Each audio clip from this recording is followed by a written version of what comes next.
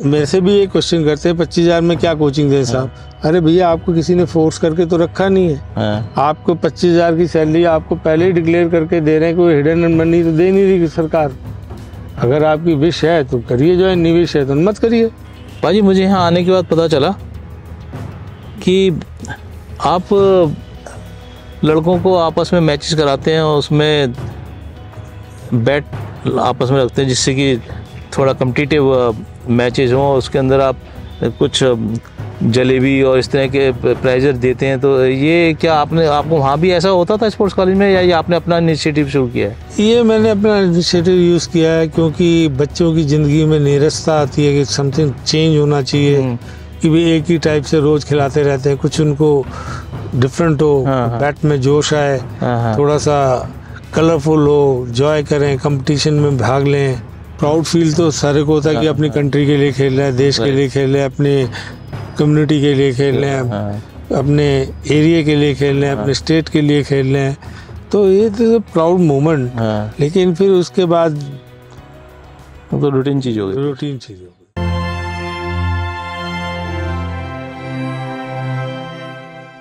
नमस्कार, मेरे साथ जो आज खिलाड़ी हैं उनका परिचय यदि मैं आपको दूं तो 16 अक्टूबर 1962 में इस खिलाड़ी का जन्म हुआ। शुरुआती दौर में खेलते खेलते उनका एडमिशन स्पोर्ट्स कॉलेज लखनऊ में हुआ। लखनऊ में अपनी पूरी शिद्दत से खेलने के बाद और राम अवतार मिश्रा जी जैसे कोच के सानिध्य में हॉकी में पारंगत हुए। और उसके बाद 1986 में ये खिलाड़ी एशियन गेम्स में और विश्व कप में, उसके बाद 88 में ओलंपिक में सबसे अधिक इंडिया की तरफ से 5 गोल करने वाले ये खिलाड़ी आज मेरे साथ हैं। इनका नाम है MP सिंह, जो पेनल्टी कॉर्नर स्पेशलिस्ट हैं, ड्रैग फ्लिक स्पेशलिस्ट हैं। हमारे इंडिया में ये रिकॉर्ड रहा है कि यदि शुरुआत से बात करूं तो 1960 के आसपास Prithvipal Singh hockey penalty corner के स्पेशलिस्ट थे। उसके बाद बीच का एक सिलसिला जो बहुत गैप हो गया है, उसकी बात ना करते हुए मैं आगे की बात करता हूं।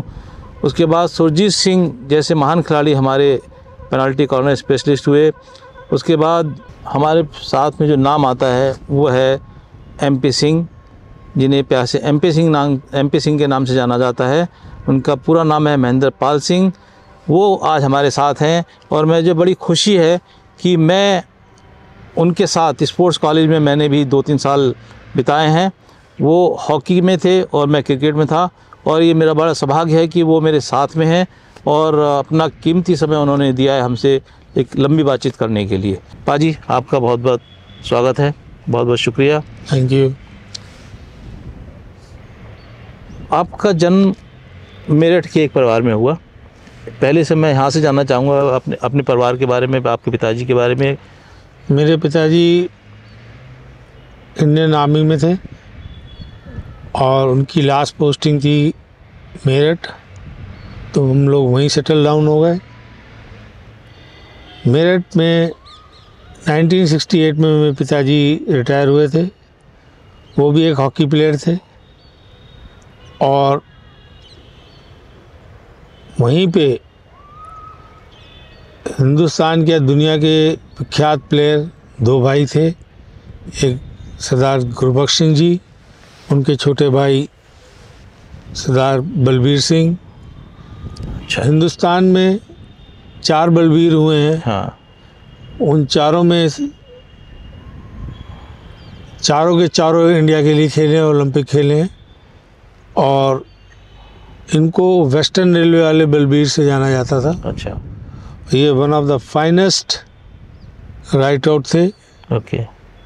और वो कभी कभार 70 के पीरियड में before I joining sports college, उनके पिताजी और हमारे पिताजी घनिष्ठ दोस्त थे। ओके। और मेरे बड़े भाई जो थे वो इनके बैचमेट थे। अच्छा। गुरबख्श सिंह जी के। ओके। तो एक दफ़ा वो मेरठ आए थे, उनको देख के मैं काफ़ी इंस्पायर हुआ था। ओके। तो मतलब उनसे इंस्पायर होने से फिर आपने स्पोर्ट्स कॉलेज में एडमिशन लिया और हॉकी स्टार्ट करी। अच्छा, आप शुरू से हॉकी में ही रुचि? जी, मेरे हॉकी ही मैंने शुरू से खेली है। अच्छा। फादर साहब भी खेलते थे अपने। अच्छा। जैसे हर एक फौज में हाँ। फैशन है कि शाम को गेम लगाते थे। पहले कबड्डी भी खेलते थे वो, अच्छा, लेकिन उस हॉकी भी खेलते थे। ओके। तो फिर सिलेक्शन कैसे हुआ आपका स्पोर्ट्स कॉलेज? स्पोर्ट्स कॉलेज में पहले हिंदी के पेपर में न्यूज़ ऐड आया था। अच्छा, पहले टीवी तो होता नहीं था। हाँ, अमर उजाला जागरण किसी में आया? यहाँ उसमें आया था। हम्म, तो मेरे मौसा जी थे, अच्छा, वो पेपर लाए कि भाई MP सिंह हॉकी खेलता है, ट्रायल दे दे। ओके, तो फिर बाबू साहब ने हमारा ट्रायल लिया था, अच्छा, ग्रेट बाबू साहब ने। तो ऐसे मेरी जर्नी स्टार्ट हुई। ओके, स्पोर्ट्स कॉलेज लखनऊ में ट्रायल हुए थे। पंडित राम अवतार मिश्रा जी, स्वर्गीय पंडित राम अवतार मिश्रा जी कोच थे, वो भी सिलेक्शन में थे। तो सिलेक्शन हुआ हमारा। 76 में हमने ज्वाइन किया।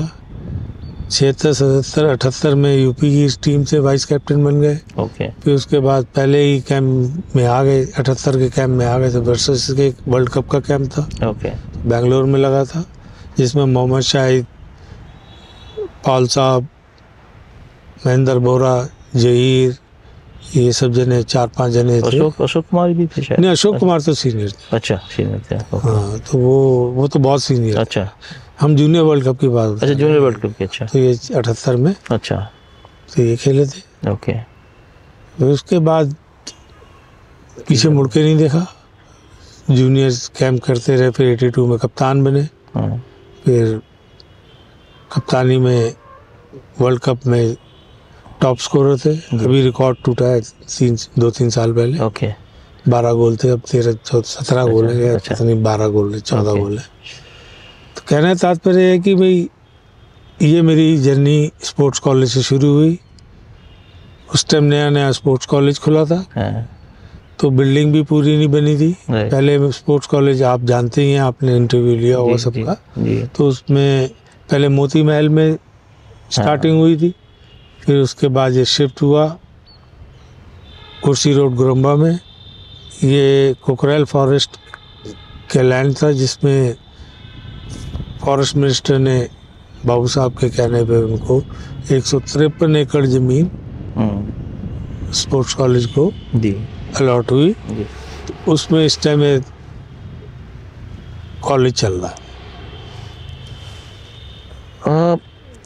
राम अवतार मिश्रा जी ने हॉकी के लिए, ख़ास तौर पे स्पोर्ट्स कॉलेज के बच्चों के लिए, मतलब किसी से भी आज बात करो हॉकी के बाहर के प्लेयर और स्पोर्ट्स कॉलेज के प्लेयर, वो सभी एक ही नाम लेते हैं, राम अवतार मिश्रा जी का। और आप तो उनके साथ बहुत क्लोज, और आप जो भी आपने सीखा उनका बहुत बड़ा हाथ है। उनके बारे में कुछ बताएंगे? गुरुजी हमारे गुरु ही हैं। गुरु का नाम दर्जा तो भगवान का है, तो हमारे लिए तो भगवान थे। और उन्होंने जो भी सिखाया उसको हमने बड़े सीरियस से सीखा। ऐसा नहीं किया कि जो उन्होंने बताया उसको उल्ट काम किया। शिष्य वही है, मैं आज की जनरेशन को बताना चाहता हूँ। अपने गुरु की इज्जत और जो उसके बचाए हुए काम वर्कआउट को करेगा उसको सक्सेस मिलेगी। तो इसलिए गुरु की बड़ी कृपा थी हमारे पास। वो समय समय पे बताते थे कि भाई फ्यूचर में क्या होगा, कैसे टेस्ट होते हैं, कैसे जब एक बराबर के खिलाड़ी हो जाते हैं तो क्या क्या स्किल टेस्ट लिए जाते हैं। ये हमें बचपन में बता दिया गया था। और वही बात सही हुई जब हम इंडिया कैंप में आए, तो कई जगह पे हमने देखा कि जब इक्वल का प्लेयर हो गया तो उसमें क्या क्या स्किल टेस्ट होते हैं, तो वो हमें पहले ही बता चुके थे। ओके, तो उनकी दूरदर्शिता बहुत अच्छी थी, क्योंकि उन्होंने बड़े क्लोजली बाबू साहब के साथ काम किया था। हाबुल दादा के वो शिष्य थे, तो इसलिए उन्हें सारे चीज़ों की जानकारी थी, कैसे प्लेयर को रहना चाहिए, कैसे क्या करना चाहिए। तो वो सब अपने जूनियर प्लेयरों को बताया करते थे।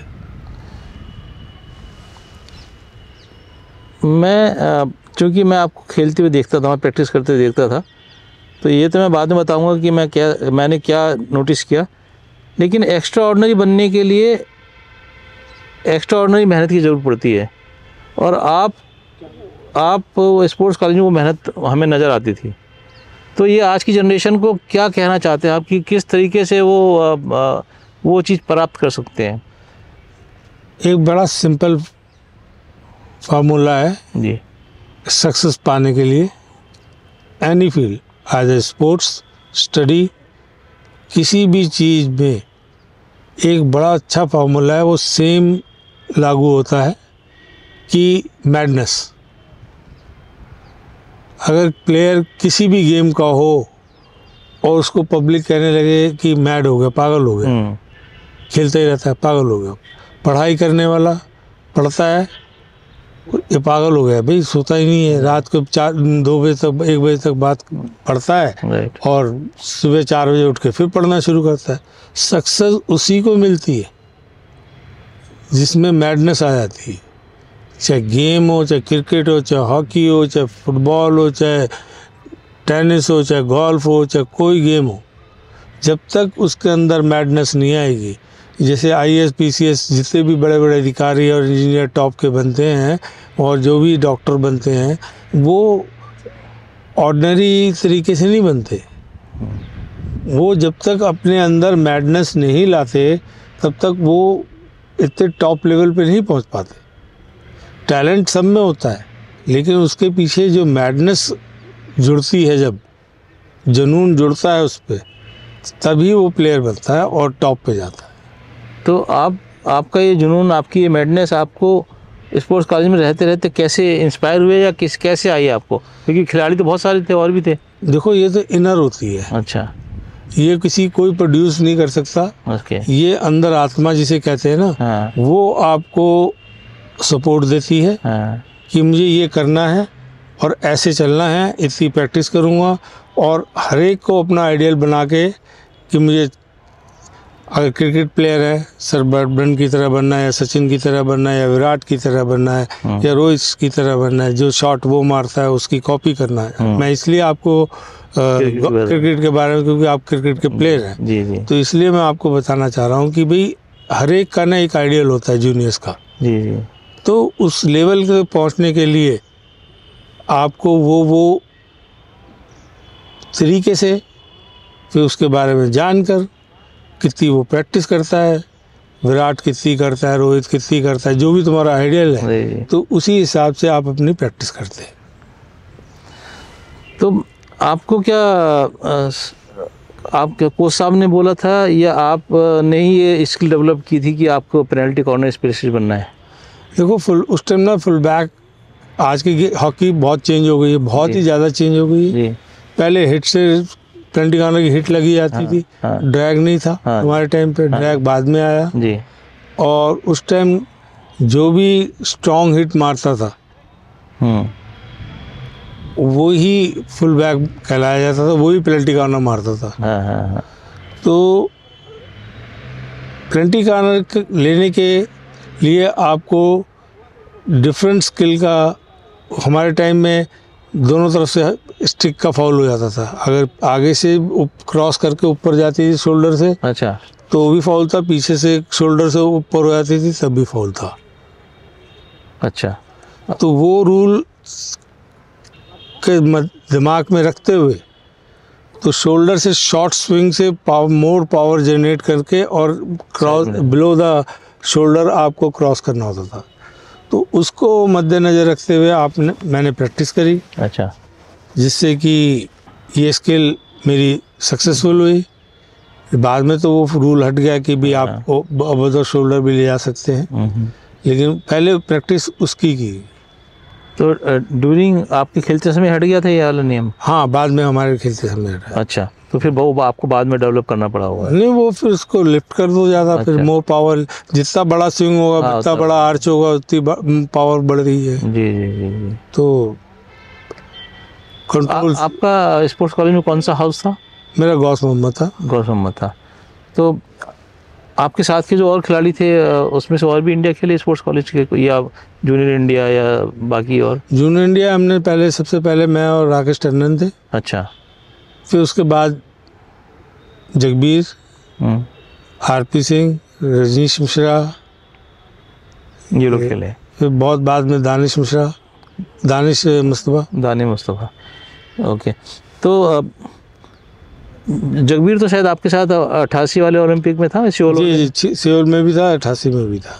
हाँ, सियोल तो 88 में हुआ था ना? सियोल 88 में था, 86 में सियोल में एशियन गेम भी। एशियन गेम्स, तो एशियन गेम्स में उसमें क्या पोजीशन थी हमारी इंडिया की?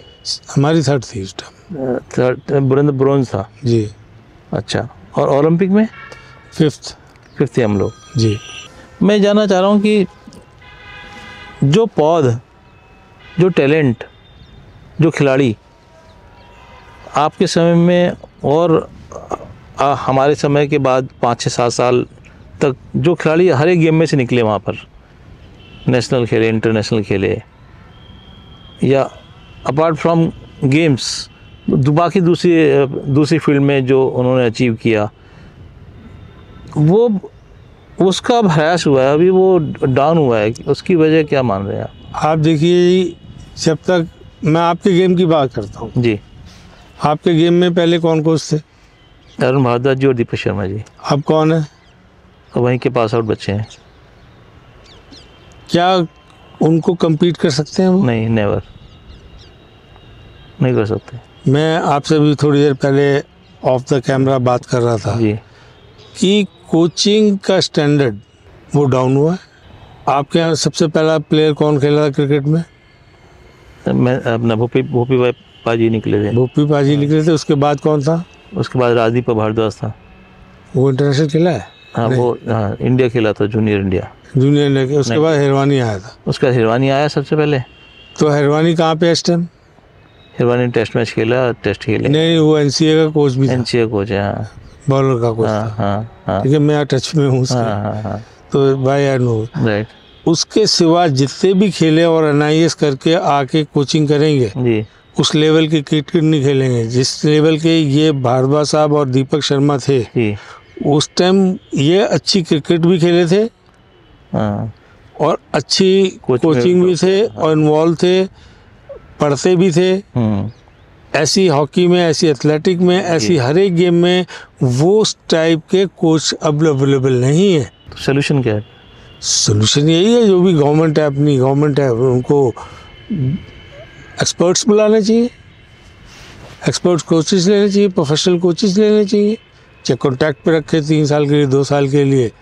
Now the coaching profession is a different now. अब ये डिफरेंट कोचिंग लाइन हो गई, सेटअप हो गया। अगर आपने इंटरनेशनल लेवल के प्रोड्यूस करने हैं तो आपको अपडेटेड कोचेस आने चाहिए जो समय के साथ चले। मैं किसी कोचेस की बुराई नहीं कर रहा। जी। अगर किसी को बुरा लगे तो मैं माफ़ी चाहता हूँ उनसे। लेकिन अगर आपने इतना बड़ा इंफ्रास्ट्रक्चर खड़ा करने के बाद और आपने प्रोफेशनल कोचेस नहीं रखे तो मेरे हिसाब से वो इंफ्रास्ट्रक्चर और बच्चों का भविष्य डाक में है। नहीं, लेकिन अभी भी पंजाब से तो बहुत खिलाड़ी प्रोड्यूस हो रहे हैं अपने हॉकी में, खास तौर पर क्रिकेट में भी आ रहे हैं। आपको मालूम है पंजाब में कितनी अकेडमी है? मुझे आइडिया नहीं है। एक एनआरआई ने राउंड ग्लास करके क्लब अकेडमियाँ खोली है। अच्छा, 21 अकेडमी है उसमें। अच्छा, लेटेस्ट से लेटेस्ट इक्विपमेंट है, वीडियो एनालिसिस है, फिजियोथेरेपिस्ट है उनके पास, मेडिकल फैसिलिटीज है उनके पास। अच्छा, इसलिए प्लेयर निकल रहे हैं। यहाँ पर यूपी में बताओ कितनी अकेडमी है? अकेडमी कल्चर ही नहीं है। No corporate house, no NRI is sponsoring them. सिर्फ हॉस्टल पर डिपेंड है क्रिकेट, सॉरी सारे स्पोर्ट्स। तो जब वो नहीं आ रहे हैं तो फिर तो गवर्नमेंट ही जितना सपोर्ट कर रही है उतना ही है। That's why I'm saying कि भी आपको मैं यही बताना चाह रहा हूँ, आप कंपेयर कर रहे हो पंजाब से या उड़ीसा से। हाँ, तो उड़ीसा में मालूम है फॉरेन कोचेज हैं उनकी अकेडमी में। बिल्कुल। झारखंड में मालूम है जमशेदपुर की अकेडमी देख लीजिए, वो पैसे भी देते हैं बच्चों को, 2000 रुपये महीना पॉकेट मनी। अच्छा, जो बच्चे जूनियर खेलते हैं जो उनकी अकेडमी में जो है। तो आप तो इतने वरिष्ठ खिलाड़ी हैं, इंडिया खेला है आपने, तो आपसे भी सलाह लेते होंगे ना? नहीं, सलाह लेते हैं लेकिन उनके पास भी लिमिटेशंस हैं कि भाई गवर्नमेंट कैसे प्रोफेशनल को हायर करे। अब उड़ीसा गवर्नमेंट के चीफ मिनिस्टर साहब है, हमारे योगी साहब ने बड़ा काम किया। हाँ। भाई जो मेडल ला रहे हैं, पहले मेडलिस्ट को पैसे इतने नहीं मिलते थे, इतना ऑनर नहीं मिलता था, डीएसपी डायरेक्ट दे रहे हैं ओलंपिक मेडलिस्ट को, तो बहुत बड़ा अचीवमेंट है। लेकिन साथ के साथ जो अब चीफ मिनिस्टर का काम थोड़ी है कि भी इन सब इश्यूज पे देखना, उनको तो प्रदेश चलाना है। हाँ हाँ हाँ, ये तो खेल संगठनों का काम है ना। ये तो कुछ ऐसे businessman, business houses come out with the national game को बचाने के लिए कि भाई अकेडमियाँ खोली जाए, क्यों नीचे जा रही है हॉकी उत्तर प्रदेश की, कुछ फैसिलिटीज है। Uttar Pradesh is itself is a country. Yes, बहुत सारे यूरोपियन कंट्रियों को मिला के भी बहुत सारे, इतना बड़ा यूपी है, छठे सातवें स्थान पे आएगा 27 करोड़ की आबादी वाला, तो इटसेल्फ ए कंट्री। एक अकेडमी नहीं खुली, आप क्रिकेट की जगह जगह देख लो अकेडमी खुली हुई है, तो that's why the cricket is more popular. Hindustan की 6 टीमें बन जाएंगी अभी अगर बनाना चाहिए तो। लेकिन अभी हॉकी तो मेरी समझ से अच्छा परफॉर्म कर रही है अभी जो। नहीं, हॉकी परफॉर्म कर रही है बैच पे बैच। आप क्रिकेट में भी देख लीजिए, बैच टू बैच आता है, कई बैच परफॉर्म करता है अच्छा। हाँ, अच्छा, तो ये बैच की बात है, ये बैच की बात है। अब बैच ये वाला जो था, ये सारे जो खेल रहे हैं, जो भी 2 ओलंपिक मेडल में लेके आए हैं, ये almost 10 to 12 people are same. उसके नीचे जो आएगा बैच वो कैसा है, उस पर निर्भर करता है। अच्छा, उनके जूनियर का कितना साथ रहा है, कितना क्या था, अंडरस्टैंडिंग है। टीम बनने में 6 से 8 साल से लेकर 12 साल तक लगते हैं एक टीम तैयार करने में। अगर आपने 28 के बाद 32 वाला ओलंपिक खेलना है तो अभी से टीम स्टार्ट करनी पड़ेगी आपको बनानी। Is a planning, is a procedure. मतलब जूनियर वाले बच्चों को अभी से ही तैयार करना पड़ेगा जी, एम लेके चलना पड़ेगा। एक बैच तैयार करना पड़ेगा 20-22 बच्चों का, 30 बच्चों का, कि जो उसकी तैयारी जो 2032 की तैयारी करनी है। तो आपके समय में जो आप खेलते थे, मतलब इंडिया के लिए रिप्रेजेंट करते थे, उस समय और आज की इंडियन टीम में क्या प्लेयर्स में क्या फ़र्क महसूस करते हैं आप? देखो, उस टाइम गेम की प्रणाली जो थी वो चेंज हो गई। पहले एक बच्चा जो था वो 70 मिनट का स्टैमिना लेके खेलता था। अब क्या हुआ है कि पहले रोलिंग 2 सब्स्टिट्यूट होते थे, लेकिन जो चले गए अंदर वो बाहर नहीं आ सकते, दोबारा नहीं जा सकते थे। अब क्या हो गया, रोलिंग सब्स्टिट्यूट हो गया बास्केटबॉल की तरह। तो अब हर एक बंदा, गेम फास्ट हो गई है। जब रोलिंग सब्स्टिट्यूट होगा तो गेम फास्ट होगी। तो इसलिए इस रोलिंग सब्स्टिट्यूट से और उस टाइम में कंपेयर करना एक मैं नहीं समझता कि भी सही। और आपके समय में तो घासी थी, आ गया था? नहीं, एस्ट्रोटर्फ था, आ गया था। हाँ, अच्छा, 80s में आ गया था। अच्छा, लेकिन मेरे कहने मतलब उस टाइम और इस टाइम की हॉकी में जमीन आसमान का अंतर है। रूल चेंजेस हो गए, फॉर्मेशन अभी दूसरे ओलंपिक से, पेरिस ओलंपिक से पहले जो टोक्यो ओलंपिक से ये रूल चेंज हुआ है कि एक पूल से 4 टीमें जाएंगी। उससे पहले तो 2 ही टीमें जाती थी, 2 पूल होते थे। अच्छा, राइट। तो उसमें क्या हुआ कि आज 4 टीमें बाहर हो गई। आपने एक मैच खराब खेला, आप बाहर हो गए गोल ओवर में। तो हिंदुस्तान की अगर उस टाइम में शुरू में अगर चेंज हुआ था ये रूल, तो मेडल की तादाद और ज़्यादा हो जाती। अच्छा पाजी, एक प्रश्न मेरे दिमाग में हमें एज ए खिलाड़ी उठता है कि हमेशा 99% जो है हम ऑस्ट्रेलिया से क्यों हार जाते हैं? देखो, एक तो सबसे बड़ी बात है ऑस्ट्रेलियन की, आप हिस्ट्री देख लीजिए जी, नॉट इन हॉकी। हाँ, हर एक गेम में कम्पिटिटिव, मतलब बहुत वो किलिंग इंस्टिंक्ट जो है उनको। हाँ, किलिंग इंस्टिंक्ट तो एक पार्ट है जी। उनकी बिल्डिंग, बॉडी बिल्ड देखिए, बॉडी स्ट्रक्चर देखिए, बिल्ड कैसी है उनकी। और हॉकी के बारे में आपको बताना चाहता हूँ, पहले वो इंडिया में उनके कोच आके ट्रेनिंग लेते थे जी, NIS करते थे। इंडिया में NIS करते थे पटियाला में। अच्छा, ये तो मुझे तो पता नहीं, बाकी लोगों को भी नहीं पता होगी ये बात। तो यही तो कहते हैं कि इंडिया में वो NIS करने आते थे।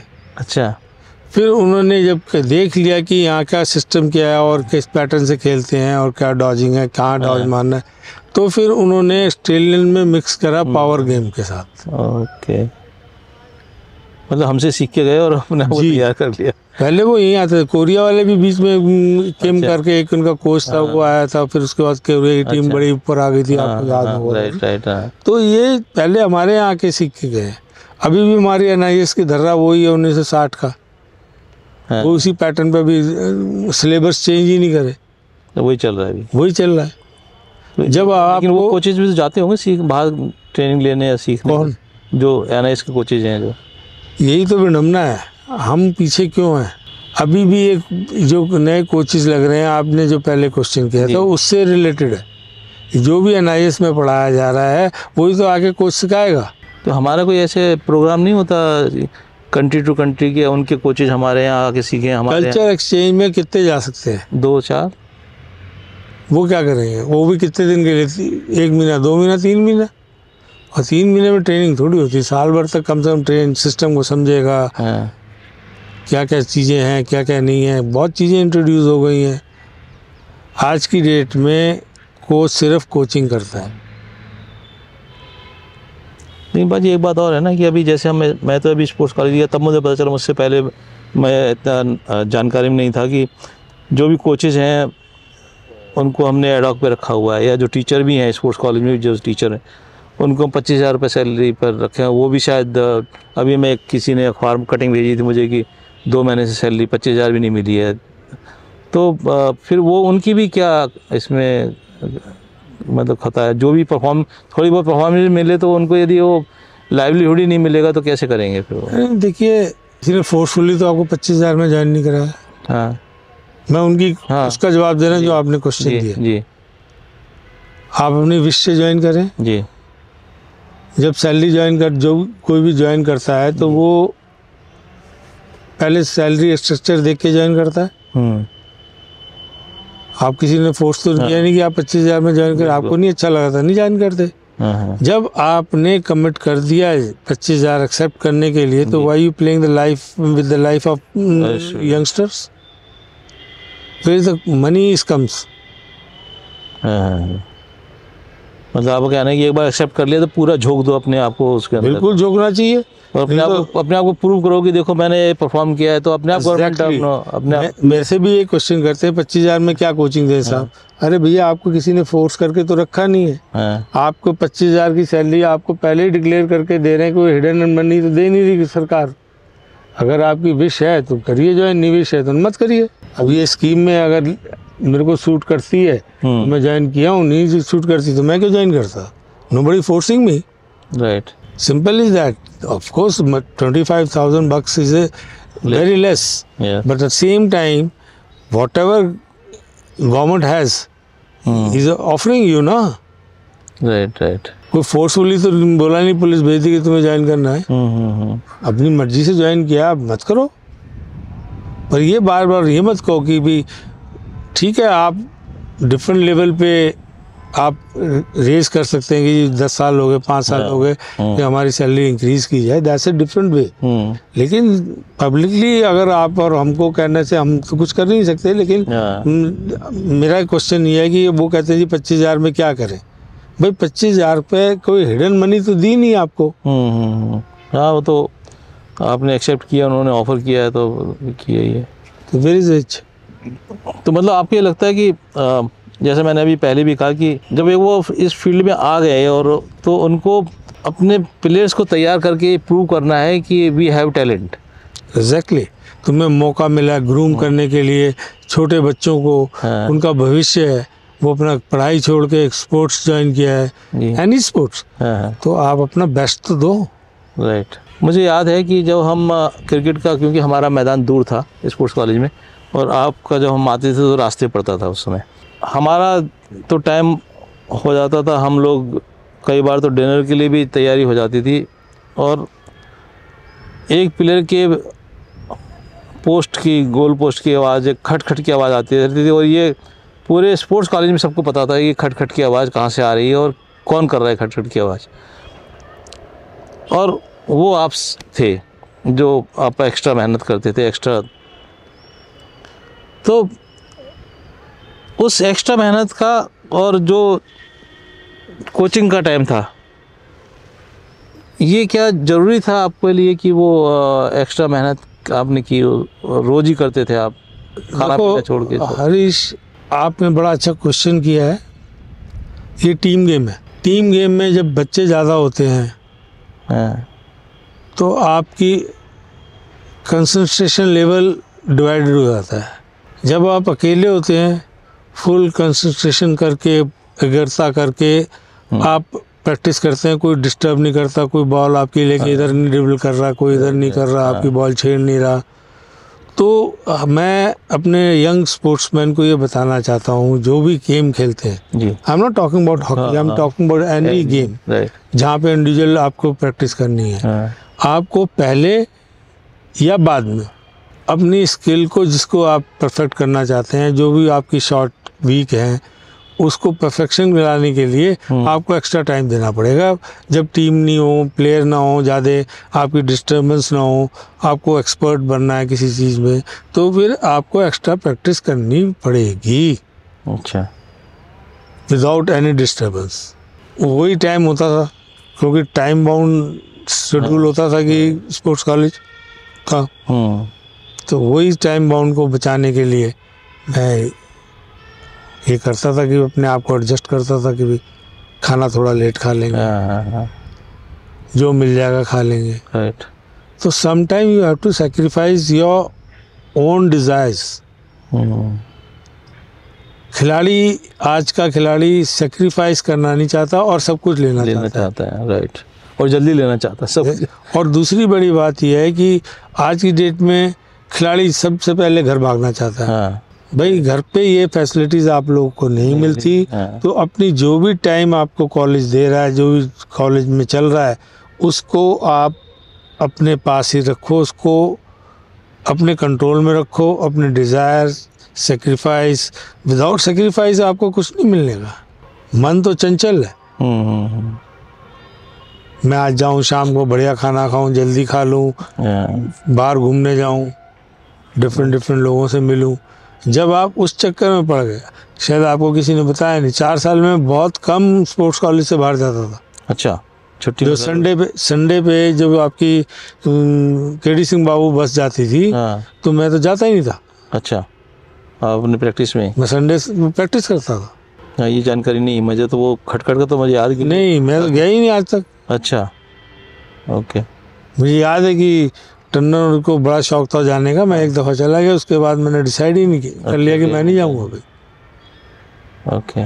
Years together till I in sports college, I was in sports college. मैं गया ही नहीं दोबारा लखनऊ। अच्छा। सुबह बस जाती थी 5-5 रुपए दे के, कि भाई 5 रुपए पॉकेट मनी मिलती थी, वो लेके सब जने जाते थे। हम मैं नहीं जा सकता। भाजी, मुझे यहाँ आने के बाद पता चला कि आप लड़कों को आपस में मैचेस कराते हैं और उसमें बैट आपस में रखते हैं, जिससे कि थोड़ा कम्पिटिटिव मैचेस हों। उसके अंदर आप कुछ जलेबी और इस तरह के प्राइज़र देते हैं। तो ये क्या आपको वहाँ भी ऐसा होता था स्पोर्ट्स कॉलेज में, या ये आपने अपना इनिशिएटिव शुरू किया है? ये मैंने अपना इनिशिएटिव यूज़ किया है, क्योंकि बच्चों की ज़िंदगी में नीरसता आती है कि समथिंग चेंज होना चाहिए, कि भी एक ही टाइप से रोज़ खिलाते रहते हैं, कुछ उनको डिफरेंट हो, बैट में जोश आए, थोड़ा सा कलरफुल हो, जॉय करें, कंपटीशन में भाग लें। तो इसमें क्या ऐसा भी कुछ करते हैं आप कि जो बेस्ट खेला है या जो बेस्ट परफॉर्म किया है, जिसने ज़्यादा गोल किया या बेस्ट परफॉर्म किया है, उसको अलग से भैया जलेबी आज तेरे को 4 जलेबी ज़्यादा मिलेगी, या कुछ ऐसा कुछ? नहीं, ऐसा नहीं है, टीम गेम है, क्योंकि वो इंडिविजुअल तो गेम मार ही नहीं सकता। जी, तो वो सबकी सहायता से होता है। तो उसमें ऐसा नहीं डिफरेंसेस कर पाते, क्योंकि बच्चे हमारे पास 60 हैं। हाँ तो 60 बच्चों में डिफरेंसेस करने में फिर वो जरूर ये कहते हैं कि भाई आज ये अच्छा खेला है, ऐसे खेलो, इसलिए तुम जैसे या वैसा और ये जो जलेबी मैच होता है, ये होता है, इसके लिए तो ये कि भाई बच्चों के अंदर थोड़ा सा ना जोश भरने के लिए, कंपटीशन लाने के लिए, तो ये थोड़ी सी एक्सपेरिमेंटल काम करते हैं कि भाई जोश से खेलें बच्चे। ओके, थोड़ा सा उनको भी लगे कि भाई हमारे को जलेबी में मैच है तो जोश से खेलें। या यहाँ पे सफाई में गुजिया बहुत मिलती है, अगर आप घर मीठा खाने के शौकीन है घर पे, तो किसी भी दुकान पे जाके आप गुजिया मिलती है वो बच्चे बड़े खुश होकर खाते हैं गुजिया में। अच्छा, it's not that expensive also. तो आप क्या कुछ बच्चे ऐसे भी होते हैं क्या कि जिनको एक्स्ट्रा शूज़ देने की जरूरत पड़ती है, या शूज़ देने की जरूरत पड़ती है, कपड़े देने की पड़ती है, या कुछ ऐसे? वो कभी कभार किसी के फट जाते हैं तो फिर दूर से आते हैं, गांव से आते हैं, कब कहाँ से पैसा मंगवाएंगे, क्या करेंगे, तो फिर यहीं से ले देते हैं पास से। अच्छा, तो वो थोड़ी बहुत चलता रहता है, ये तो पार्ट ऑफ मैंने पहले ही कहा, सरकम चांसेस होते हैं, किसी के पास पैसे होते हैं, किसी के नहीं होते, तो उसकी बेचारी गेम की प्रैक्टिस छूट जाती है, तो शूज़ भी सपोर्ट कर देते हैं उनको। बीइंग ए सीनियर खिलाड़ी, अब देखा जाए तो मैं part of family, I am the oldest sportsman from the sports college, तो उसकी नज़र से देखता हूँ मैं कि भाई इन बच्चों को किस कठिनाइयों से गुजर रहे हैं, तो कोशिश की जाती है, जितनी मेरी कैपेसिटी है उसके हिसाब से मैं खर्च करता हूँ। तो पाजी एक जरूरी है कि एक अच्छा कोच वही हो सकता है जो अच्छा खिलाड़ी हो? ऐसा जरूरी नहीं, लेकिन कुछ प्लस पॉइंट है उसके, यदि खिलाड़ी कोच बने तो?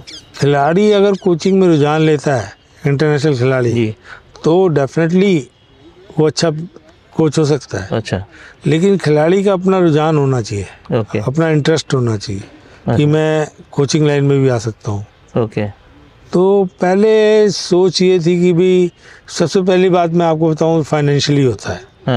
पहले फाइनेंस कोच को मिलता नहीं था। अब क्या हो गया, coaching method, coaching training programs, इतने A grade, B grade, C grade की कोचिंग होने लगी है। आपके क्रिकेट में भी है, हर एक गेम में ग्रेडिंग कोचिंग की होने लगी है। तो जो भी प्लेयर अपने आप को ग्रेडिंग के लेवल बना लेता है, ग्रेड ले लेता है, तो उसको डेफिनेटली भी जब इंटरेस्ट होगा तभी वो ग्रेडिंग कोच के लिए जाएगा। राइट। मैंने आपसे पहले भी कहा था कि अब ये प्रोसीजर है 18 साल का, तो अपने आप को अपडेट करने के लिए ग्रेडिंग कोचिंग करनी जरूर पड़ेगी। FIH कोर्स कराता है, BCCI कराती है, ICCI कराती है, तो ये कोच ग्रेडिंग के लिए इंटरनेशनल मार्केट में अवेलेबल है। तो वो मार्केट, आपका पैसा भी खर्च होता है उसके अंदर। अब कोर्स करने के लिए यूरोप जाना पड़ेगा, तो यूरोप जाने के लिए आपको पैसा चाहिए होगा। तो इसलिए जो प्लेयरों के पास, हॉकी स्पेशली हॉकी प्लेयरों के पास बहुत ही कम पैसा होता है कि अपनी जीविका चलाने के लिए, तो वो ग्रेडिंग कोचिंग कहाँ कर पाएगा। अच्छा बाजी, एक बात और, अभी जैसे मॉडर्न समय है और हम इंस्टाग्राम पर देखते हैं बहुत सारी रील आती हैं जिसमें वो ऐसी स्किल, मतलब खेलते हुए बच्चे दिखते हैं कि वो लगता है कि कैसे संभव है, लेकिन वो उसके अंदर नज़र आता है। लेकिन देखो वो रील तो रील ही होती है, सारी रील सही तो नहीं होती। अच्छा, आप अपना देख लीजिए, कोई भी रील होती है, इज नॉट परफेक्ट। हाँ, लेकिन वो कंडीशनिंग और एक्सरसाइज भी ऐसे बताते हैं। एक्सरसाइज तो आज की डेट में सारे हमारे हिंदुस्तानी भी कर रहे हैं, हिंदुस्तान की भी प्लेयर रील डाल रहे हैं। ठीक है, आप जगलर की तरह वो है। राइट। ओके, लेकिन मतलब एक्चुअल में और रील में वो जो ड्रामा है वो होता है। अब कौन is a subject. Right. Real में वो मूव तो नहीं कर रहा ना। जब आप रियल में जाएंगे तो डिफेंडर को मूव करेंगे या फॉरवर्ड उसको मूव करेगा, तो सब्जेक्ट तो मूव नहीं होगा ना। तो स्टेल है। राइट। तो अभी जैसे आप सफाई में हैं, तो यहाँ के बच्चे कैसे लग रहे हैं आपको? टैलेंटेड हैं? कुछ ऐसा निकलेंगे आगे कुछ ऐसे? नहीं, यहाँ के बच्चे तो फुल टैलेंटेड हैं, इसमें अच्छा। कोई जरा नहीं। मैं तो पहले भी आपसे ऑफ द कैमरा बोल रहा था कि यहाँ के बच्चे बड़े टैलेंटेड हैं। हाँ। Only thing they need a right direction, और वो हम कोशिश कर रहे हैं, पर same time same response come from the student also. Okay. Coach बताएगा उनको इम्प्लीमेंट उनको करना है। भाजी कुछ प्लेयर होते हैं गॉड गिफ्टेड, कुछ प्लेयर होते हैं सेल्फ मेड, मेहनत करके। आप अपने आप को किस कैटेगरी में रखते हैं? मैं सेल्फ मेड था। अच्छा, मतलब आपने अपने आप को तैयार किया और फिर उसके वहाँ पहुँचे। मैं एथलेटिक वालों के साथ जाता था। अच्छा। क्रॉस कंट्री भागता था। अच्छा। और कई दफ़ा कई जगह मुझे एथलेटिक वाले अपने कंपटीशन में लेके गए। अच्छा। खन्ना साहब थे, उनसे पूछना। अच्छा। कि MP सिंह को तो वो खींचना चाहते थे कि भी एथलेटिक में आ जाए। अच्छा। वो तो एक दफ़ा मेरे गुरुजी से और उनकी बहुत तगड़ी बहस भी हो गई। अच्छा। कि वो कहते थे इसको एथलेटिक में दे दो, तो मैंने कहा मेरे को नहीं जाना। अच्छा। तो मैं एथलेटिक के कंपटीशन काफ़ी जीते। हाँ। और मैं ट्रेनिंग उन्हीं के साथ करता। राजेंद्र जो आए थे ना, राजेंद्र सिंह के साथ, राजेंद्र कुमार। हाँ। वो मैं उनके साथ क्रॉस कंट्री भागता था। अच्छा। तो उसमें भी आपने पार्टिसिपेट करके मेडल पाए? हाँ, वो छोटे मोटे जो टूर्नामेंट होते थे, भाई पार्टिसिपेट करना है तो जाते थे, मेडल लेके आते थे। ओके। पाजी जब पहला कैंप आपको मिला और जब आपको आपका नाम का पता चला कि आप इंडियन टीम में हैं, तो वो कब का टाइम था और कैसा फीलिंग हुआ उस समय? और कैसा? पहले तो 78 में मैं फर्स्ट रैंक भाई था। अब मैं क्या हिस्ट्री बताएं। हाँ। लेकिन फर्स्ट रैंक भाई था। हाँ। और उसके बाद मैं सारे टाइम जूनियर टीम में था। अच्छा। फिर सीनियर भी आ गया था मैं। कहने का मतलब है कि प्राउड फील तो सारे को होता है कि अपनी कंट्री के लिए खेल रहे हैं, देश के लिए खेल रहे हैं, अपने कम्युनिटी के लिए खेल रहे हैं, अपने एरिया के लिए खेल रहे हैं, अपने स्टेट के लिए खेल रहे हैं। तो ये तो प्राउड मोमेंट।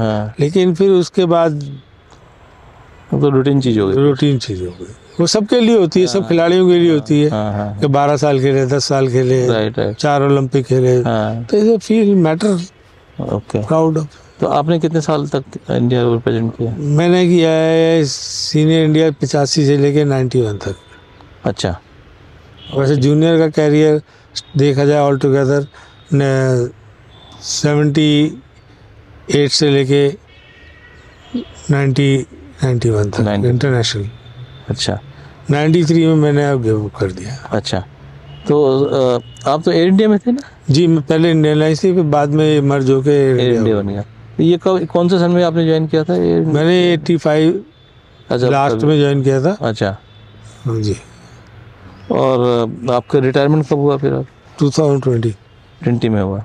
तो अभी जो जिम्मेदारी आपको मिली हुई है उसके लिए कुछ क्या प्लान है आपका? क्योंकि एज ए इतने वरिष्ठ खेल खिलाड़ी और आपने तो सारी ऊंच नीच और ट्रेनिंग वो सब देखा हुआ है, तो उसके लिए क्या प्रिपरेशन है? प्लान बहुत है जी। और कुछ सिस्टम ऐसे हैं कि वो प्लान को एग्जीक्यूट करने नहीं देते। अच्छा। इंटरनली अपने कुछ प्रॉब्लम्स होती हैं, जैसे इनका सिस्टम जो है वो टाइम टू टाइम छुट्टियां काफ़ी पड़ जाती हैं, बच्चों के पास फैसिलिटीज़ नहीं होती घर जाके वो प्रैक्टिस करें। दूर दराज गाँव से रहते हैं। राइट। तो स्टेडियम आने के लिए भी 10-12 किलोमीटर आना पड़ता है उनको। तो वो प्लान जो बनाते हैं वो एग्जीक्यूट नहीं कर पाते, क्योंकि ड्यू टू जब गर्मियों की छुट्टी होती है कोई प्रैक्टिस करके नहीं आता, जो प्रैक्टिस करके भेजी जाती है वो बिल्कुल जीरो हो जाती है। ऐसी हो इसकी दिवाली की छुट्टियां पड़ती हैं 15-20 दिन की, जो प्रैक्टिस करके फिट करते हैं उन्हें वो छुट्टी हो जाती है। तो इसमें बड़ी दिक्कत आती है कि एज ए कोच कि इज बिगेस्ट चैलेंज कि भाई फिटनेस लाओ, फिर प्रैक्टिस कराओ, फिर उसके बाद जैसे ही आप टीम पीक पे आने लगती है पता चला कि आपकी टीम छुट्टियां आ गई। तो is difficult to maintain the tempo. Okay.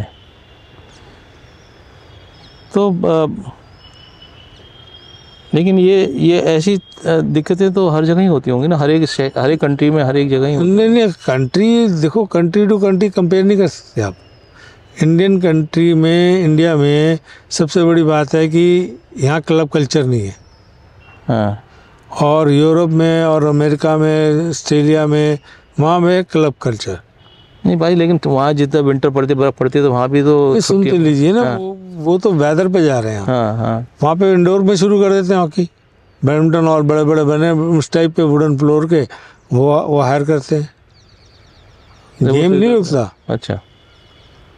मेरा कहने का मतलब यह है कि वहाँ की क्लब हॉकी और यहाँ की हॉकी में बड़ा फ़र्क है। वहाँ हर एक पर्सन, चाहे वो अपनी कंट्री के लिए खेल के आया, उसको फ्री कॉस्ट कुछ नहीं है। अच्छा। उसको क्लब को $500, $1000 जो पर वीक देने हैं, हाँ। वो देने ही देने हैं अपने क्लब को। अच्छा। ऐसा नहीं है कि वो मैंने आपको हाँ। इंडिया में इंडिया खेला, मैं नहीं दूंगा। यहाँ का कल्चर अलग है। यहाँ पे जॉब कल्चर है। ओके। वहाँ क्लब कल्चर है। यहाँ डिपार्टमेंट की टीम है, वहाँ डिपार्टमेंट की टीम नहीं है। अच्छा, वो क्लब की टीम से है। वहाँ क्लब की टीम से। ओके। ये है। तो आपने भी खेला बाहर के क्लब से? हाँ, मैं खेला हूँ। 92 में मैं न्यूजीलैंड में गया था। अच्छा। वहाँ पे 6 महीने का कॉन्ट्रैक्ट था मेरा। अच्छा। इंडियन क्लब था ताबा का ही। ओके। और उसमें मैं 6 महीने खेल के आया था। अच्छा। तो अभी जैसे ये जो अपना उड़ीसा में जो हॉकी लीग चल होती है जी, तो उसमें उसको उस किसी टीम को भी आपने मेंटोर किया? नहीं, मैं ऑक्शन में था। अच्छा। ऑक्शन में थे। तो अभी हमारी बात इतनी सारी हुई, तो अभी being a sports college student, sports college player, आप और मैं, अभी क्या भविष्य नज़र आ रहा है आपको? भविष्य तो देखो डिपेंड करता है कोचेस पे। मतलब ले दे की बात सारी कोचेस पे आके रुकती है। देखो, जैसा कोच होगा वैसे प्लेयर खेलेंगे। हाँ। कैसे वो मोटिवेट करता है प्लेयरों को, कितनी नॉलेज है उसके पास, क्या लेटेस्ट टेक्नोलॉजी चल रही है।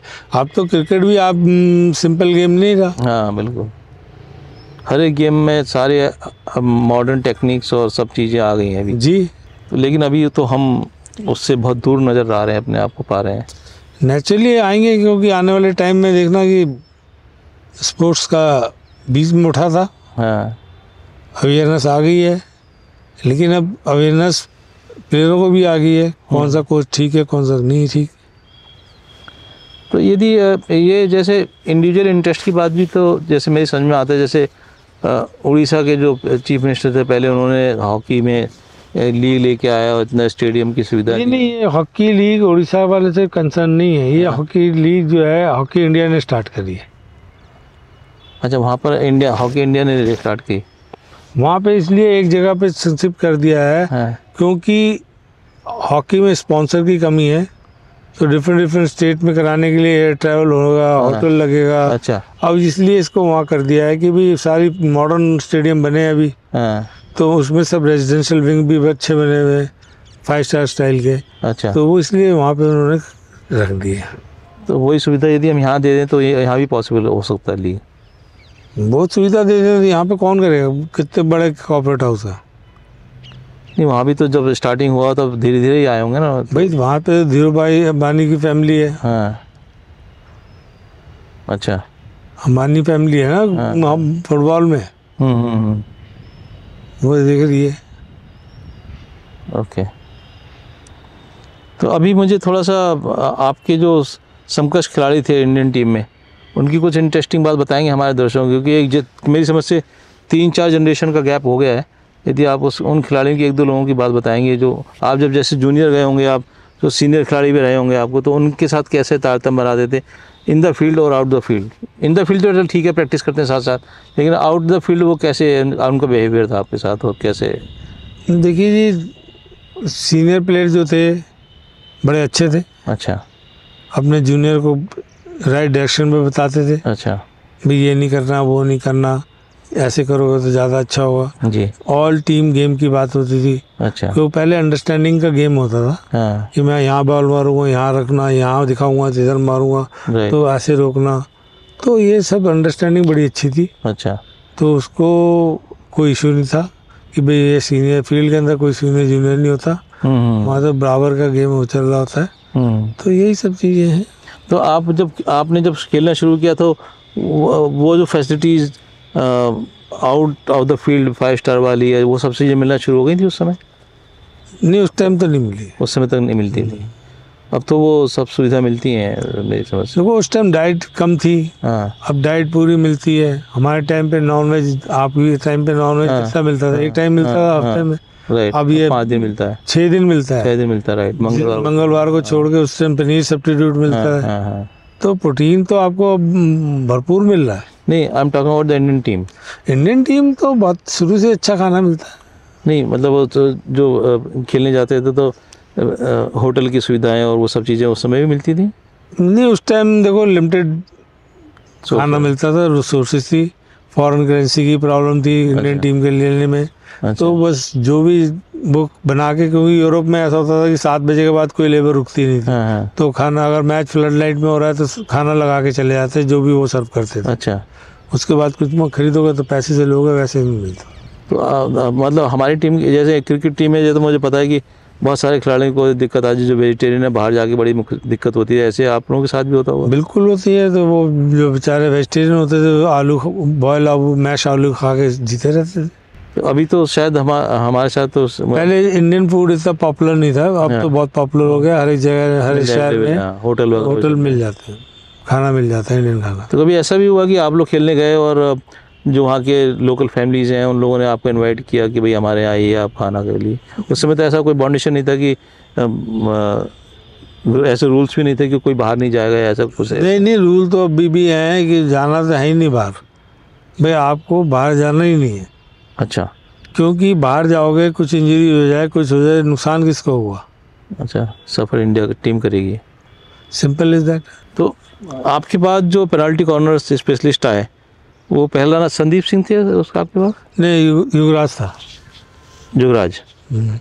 अच्छा, तो और जुगराज के बाद फिर जो आए वो संदीप, और संदीप के बाद अब हरमनप्रीत, या उससे पहले रघुराज भी था? रघुराज। अच्छा, तो आपके समय की टेक्निक में और इनके समय की टेक्निक में क्या फ़र्क आया है, और क्या आप महसूस करते हैं इन खिलाड़ियों को कैसा बेहतर? नहीं, हमारे टाइम की और अब की टेक्निक में ज़मीन आसमान का अंतर है। एक तो रोलिंग सब्स्टिट्यूट है, हाँ, ठीक है। दूसरा ऑफसाइड रूल खत्म हो गया है।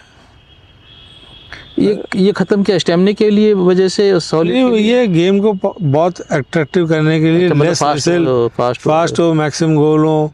अच्छा, और दूसरा ये जो अटैकर और डिफेंडिंग का मैच होता है, पेंटिगाना रोकना, उसकी प्रैक्टिस के लिए बड़ा अच्छा है ये वाला। ओके, तो अभी हरमनप्रीत ने तो बड़ा अच्छा परफॉर्म किया। जैसे देखो, मैं वही कहना चाह रहा हूँ कि हरमनप्रीत अब इतना एक्सपीरियंस प्लेयर हो गया है कि चौथा ओलंपिक होगा उसका। अच्छा, सबसे बड़ी बात हॉकी टीम के साथ ये है, अच्छा ही है कि मैक्सिमम यूरोप में खेलते रहते हैं। जो हेजिटेशन होती है प्लेयरों को वाइट पीपल के साथ खेलना, वो निकल गई इंडियन टीम की। तो एनीबडी मैच है ये तो। ओके, तो अभी ये 2 लगातार मेडल जीतने से जो एक अट्रैक्शन या जो एक इंस्पिरेशन है वो तो मिला ही होगा ना फिर हमारे? देखो, इंस्पिरेशन तो मिलता ही है, क्योंकि फाइनेंशियली स्ट्रांग नहीं तो इंस्पिरेशन क्या करेगा? फाइनेंशियली तो स्ट्रांग होना चाहिए ना आपको। फाइनेंशियली स्ट्रांग मतलब आप जो प्लेयर्स को जो पैसा मिलता है तो वो तो बेहतर ही होगा ना फिर। अब तो होना चाहिए। अब मैं तो टच में नहीं हूँ कितना पैसा मिला है इन लोग को। पिछले टोक्यो ओलंपिक में तो काफ़ी इन्होंने लीक हुआ था कि भी इतना पैसा मिल गया इन लोग को। अच्छा, और इस बार कुछ ऐसा पेपरों में नहीं आया। जो भी हॉकी इंडिया ने अपने इंडिविजुअल प्लेयरों को दिया है वही दिया है, या फिर स्टेट गवर्नमेंट ने जो स्टेटमेंट दिया है वो किसी को मालूम नहीं किसको कितना दिया है। अच्छा पाजी, एक और मैं बात आपसे, हमारा इंटरव्यू के आखिरी पड़ाव में, आप एक तरह से स्पोर्ट्स कॉलेज के सीनियर थे और जगबीर समकक्ष था, मतलब आप इस 1 साल बाद का प्लेयर था। हमारे स्पोर्ट्स कॉलेज में भाई साहब और ये सब वाला दर्जा तो होता ही है। तो जब वो इंडिया में आपके पास आया तो क्योंकि आप तो साथ साथ पूरे स्पोर्ट्स कॉलेज में साथ साथ ही खेले हुए, तो कैसा कैसा आपका उसको सपोर्ट था, और वो भी बहुत अच्छा खेला मतलब इंडिया की तरफ से, तो उसके बारे में आप कुछ कहना चाहेंगे? वो क्योंकि मेरे बैच का था, उसके लिए सुनना चाहता हूँ। जगबीर अच्छा प्लेयर था और वो 90 के बाद बहुत ही अच्छा प्लेयर हो गया था। अच्छा, हाँ, क्योंकि 88 में तो मेरे ख्याल वो एक आधा ही मैच खेला था। होगा, हाँ, 86 में भी एक एशियन गेम में भी एक आधा मैच खेला है वो। Right right. लेकिन 90 के बाद वो अच्छा प्लेयर हो गया था। अच्छा, और बैक इंजरी की वजह से वो रेगुलर नहीं कर, 92 के बाद रेगुलर नहीं कर पाया, लेकिन एज ज़्यादा नहीं थी उनकी। हाँ, लेकिन उसकी वजह से वो 90s में वो अच्छा प्लेयर हो गया था। अच्छा, अब यदि आप बताना चाहें तो बहुत अच्छा है, लेकिन मेरी समझ से जो महान खिलाड़ी होते हैं उनके जानना चाहते हैं दर्शक कि आपके परिवार के बारे में, आपके बच्चों के बारे में जानना चाहते हैं। यदि बताना चाहें तो आप हमारे दर्शकों को बता सकते हैं। मेरे परिवार में मेरी वाइफ है, मेरा बेटा है। बेटा मेरा ग्रेजुएट है, MBA किया हुआ है मैनेजमेंट से, और गोल्फ का प्लेयर है। वो 2015 से लेके अब तक 18th एशियन गेम जकार्ता में पार्टिसिपेट किया था। अच्छा, और अभी भी खेलता है ओके। इंडियन टीम के लिए। क्या नाम होगा? हरिमोहन सिंह। हरिमोहन सिंह, अच्छा। और तो इंडिया को रिप्रेजेंट करते हैं वो? हाँ, ओके। और अभी वो ऑयल इंडिया में काम करते हैं। अच्छा, कार्यरत है, ओके। तो आपका एक ही बेटा है? मेरा एक ही बेटा है। ओके, तो हॉकी में नहीं लाया उसको, या उसका इंटरेस्ट? हॉकी में पहले मैं लेके गया तो उसमें दिल्ली में एक तो बहुत दूर रहता था। अच्छा, बसंत विहार में रहता था। ओके। शाम को कभी एस्ट्रोटर्फ पे पानी पड़ता था, कभी नहीं पड़ता था। अच्छा, तो 2-3 दफ़ा आना जाना बेकार गया। तो उसने पापा मैं नहीं खेलता इसमें, एस्ट्रोटर्फ पानी में पानी नहीं डाला। तो देन ही स्विच ऑन, मैं गोल्फ खेलता था तो उसका रुझान गोल्फ में आ गया। ओके। तो he started golf from the air force club near race course. Okay, वहाँ से स्टार्ट करी गोल्फ उसने। तो अब बीच में काफ़ी आया था, इवन मैं देख रहा था कि वो आपके हेल्थ इश्यू के कुछ प्रॉब्लम थी। गावस्कर साहब ने भी एक ये स्टेटमेंट दिया कि मैं हमारा जो उनका जो भी संस्था है वो उसके साथ कि वो सपोर्ट करना चाहते हैं। तो अभी आप ठीक हैं? सभी तबीयत आपकी? हाँ, बीच में मेरा जैसे मैंने शुरू में कहा कि हर एक का गुड और बैड डेज, गुड डेज और बैड डेज होता है, जैसे पार्ट ऑफ लाइफ। हाँ, तो मेरा भी बुरा दिन थे। अच्छा। और भाई लोगों की दुआओं से, भारत की जनता की दुआओं से, कुछ मेरे दोस्तों की दुआओं से, जो मेरे अच्छे कर्म थे उसकी वजह से जी, मैं आज आप लोग के सामने हूँ। तो अभी मुश्किल टाइम था। अभी वो मुश्किल टाइम था, लेकिन अभी स्वस्थ हैं अभी बेटर, ठीक है। अच्छा, थैंक यू पाजी, आपने इतना टाइम दिया और बड़ा अच्छा लगा। मेरे लिए बड़ी सौभाग्य की बात है कि आप इतने महान खिलाड़ी हैं, लेकिन आपने मुझे टाइम दिया, being a sports college colleague साथ में। और आपका बहुत बहुत धन्यवाद, शुक्रिया। Thank you very much, all the best. Thank you. आप अच्छा काम कर रहे हैं, ऐसे ही करते रहिए।